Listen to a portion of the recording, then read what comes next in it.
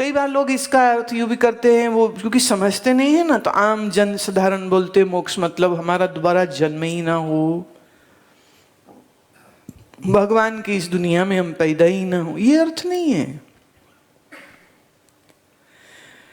मोक्ष का अर्थ है कि मेरे मोह का क्षय हो जाए। क्षय मतलब मरण, समाप्ति, डिस्ट्रक्शन।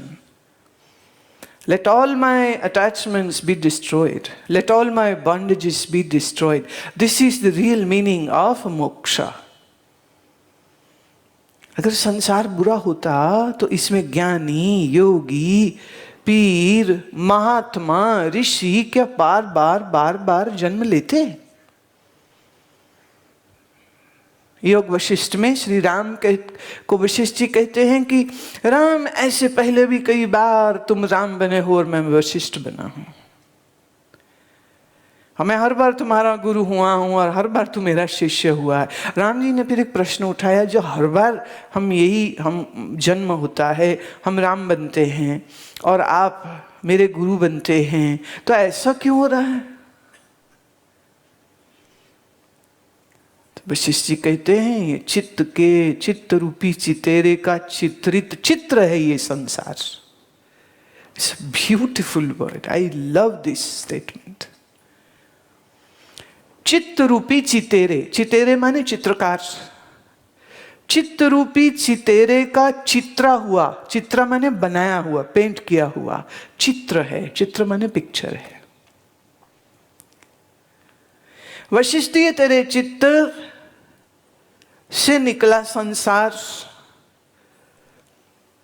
और खुद ही तू उस संसार में फंस जाता है। अन हुआ दिखता है और पर सच दिखता है अनित्य पर नित्य दिखता है, और जीव इसमें अज्ञान तो अवश्य बार बार बार बार फंसता रहता है और बार बार उसको यत्न करना पड़ता है। जो समझ जाए, जो यत्न कर ले, वो इससे बाहर हो जाता है। हालांकि राम जी ने फिर प्रश्न पूछा कि गुरुदेव, अगर पहले कई बार मैं तुम्हें मिल चुका हूं और मैं राम और आप वशिष्ठ हो चुके हैं, तो हर बार ऐसा ही क्यों? हर बार ऐसा ही क्यों? तो वशिष्ठ जी कहते हैं, हे राम, इसी को तो माया की लीला कहते हैं। कुछ रोल फिक्स्ड हो गए हैं, वो रोल होते रहते। तुम लोग अपने देखो ना, हर साल रामलीला होती, तुम कहो जी एक ही बार हुई, अब दोबारा क्यों करे? पर राम का तो जीवन ऐसा है, ये तो बार बार होनी चाहिए।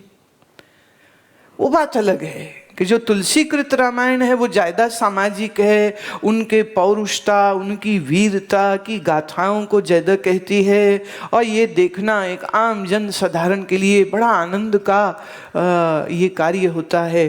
पर सच्ची बात तो ये है, मैं तो सोचती हूँ कि कभी ऐसी रामलीला भी हो जो राम के बाल्यकाल को दिखाए, जो राम के गुरुकुल के वक्त को दिखाए, जो राम के तीर्थ यात्रा को दिखाए, जो राम के वैरागी होने को दिखाए, जो राम के वशिष्ठ जी से हुए संवाद, उस सत्संग की लीला को दिखाए। ये कितना बढ़िया हो जाए, कितना सुंदर हो जाए। हाँ ना, जो सामाजिक उसका मैसेज है, जो उसमें एक श्रेष्ठ एक संदेश मिलते हैं, वो भी बड़ा आवश्यक है। इसलिए जनमानस में राम बसे हैं, इसलिए हर साल रामलीला होती, हर साल रामलीला होती, हर साल लोग देखते हैं, हर साल लोग बैठ करके देखते हैं। ये राम के चरित्र और व्यक्तित्व की गुणगाथा ही तो है ना, कि ये भारत देश राम की महिमा गाने से थकता नहीं, क्योंकि ये त्यागवृत्ति नहीं। इतना अंदर अगर आत्मबोध न होता, देखिए वाल्मीकि रामायण में राम को ईश्वर साबित करने की कोई कोशिश नहीं होती। वाल्मीकि रामायण में राम को एक मनुष्य की भांति ही दिखाया जाता है, जिसमें अच्छे अच्छे गुण थे। उन्हें अवतारी पुरुष बना करके हम अपने आप से उनको दूर कर देते। पर जब हम उन्हें एक मानव की तरह देखते हैं और फिर उनके अंदर न लोभ है, न भय है, न उनमें कायरता है, न उनमें कोई डंब है, पाखंड है, बल्कि उनमें गुणों की खान है। कौन ऐसा कर सकता है? खैरात तलक तो राजा होने की तैयारी हो रही, सुबह कहते चलो वनवास, और राम जी खुशी खुशी से वनवास जाते। सत्य ये है, लक्ष्मण चिल्लाए थे। लक्ष्मण तो यहां तक बोले हैं, तुलसी जी अपनी रामायण में इसको रखते हैं कि हमारा पिता बूढ़ा हो गया है और अपनी पत्नी के प्रभाव में आकर के ऐसा गलत निर्णय ले रहा है, इसका विरोध होना चाहिए।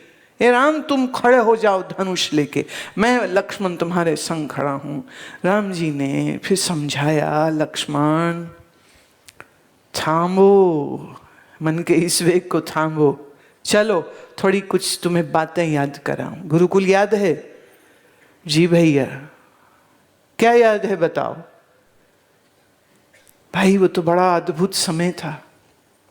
गुरुदेव के आश्रम में रहना, वृक्षों की छाया में बैठना, नदियों में जल क्रीड़ा करना, वृक्षों से फल तोड़ के खाना, ब्रह्म मुहूर्त में जागना, योगासनों को करना, प्राणायाम को करना, गुरु के साथ मिलकर अग्निहोत्र करना, यज्ञ करना, सेवा करना, विद्या ग्रहण करना, और फिर रात्रि को बड़ी सुखपूर्वक भूमि पर सो जाना। और वो भूमि पर शयन इन महल के पलंग और मखमली गद्दों से ज्यादा सुखद होते थे। राम कहते तो लक्ष्मण, अगले 14 साल हमको ऐसा ही जीवन जीने का अवसर मिल रहा है। बोल, क्या ये दुखकारक समय हुआ? यही 14 वर्ष हम नदियों में जल क्रीड़ा करेंगे, नहाएंगे जल के भीतर, वृक्षों पर चलेंगे और वृक्षों के फल खाएंगे, पर्वतों पे चलेंगे, हरी दूब घास अपने पाँव के नीचे महसूस करेंगे, तारों की छाया में सोएंगे, ब्रह्म मुहूर्त में उठेंगे, आसन प्राणायाम करेंगे, चिंतन मनन करेंगे, और वनों में रहते ऋषियों, मुनियों, महात्माओं, तपस्वियों के दर्शन करेंगे। बोल लक्ष्मण, वो जीवन अच्छा या इस राजमहल में बैठ के राजनीति, कूटनीति जैसे घुटन भरे माहौल में, बंधन कारक माहौल में हम रहें? बोल, तुम्हें क्या प्रिय होगा? लक्ष्मण कहते, अगर ये बात है तो निश्चित रूप से राम, मैं 14 साल का वनवास चुनता। पर सुनो, अब तुम जा रहे हो तो फिर मैं भी संग ही जा रहा हूं, क्योंकि ये आनंद तुम अकेले नहीं ले सकते। मैं यहां महल में बैठ के राजभोगों की गुलामी करूं? जब राजनीति और कूटनीति से तुम परे तो फिर मैं भी परे। यही बात सीता जी ने कही, ये आनंद तुम अकेले नहीं, तुम मेरे पति हो, तुम्हारे आनंद पे आधा हिस्सा मेरा है। तो वनवास के अंदर हो रही तपस्या हो, या वन का आनंद हो, या वन का विहार हो, हे राम, उस सुख की आदि भागीदारी मेरी है, इसलिए मैं भी संग ही जाऊंगी। मन में कहां लोग? ये किसकी मनोअवस्था ऐसी हो सकती है? उसी की हो सकती है जिसने आत्मरस पी के तृप्ति को अनुभव किया है, जिसके लिए संसार और संसार के भोग अनित्य हैं। एक अयोध्या का राज्य क्या है, पूरी सृष्टि का भी राज्य पाठ अगर मिलता हो, तो जिसके भीतर त्याग वृत्ति है, जो ये जानता है आनंद स्वरूप तो आत्मा है, देह नहीं, भोग नहीं, जो नित्य अनित्य का विवेक रखता है, जिसके भीतर वैराग्य है, जिसके भीतर शक्त संपत्ति है, अगर उसके अंदर मोक्ष की इच्छा ना होगी तो किसके अंदर होगी? तो जन्म ना हो इसका नाम मोक्ष नहीं है। हमारे मन की गुलामी और बंधन, आसक्तियां, आशाएं, इच्छाएं, ये सबसे हम छूट जाएं, इसी को मोक्ष कहते हैं।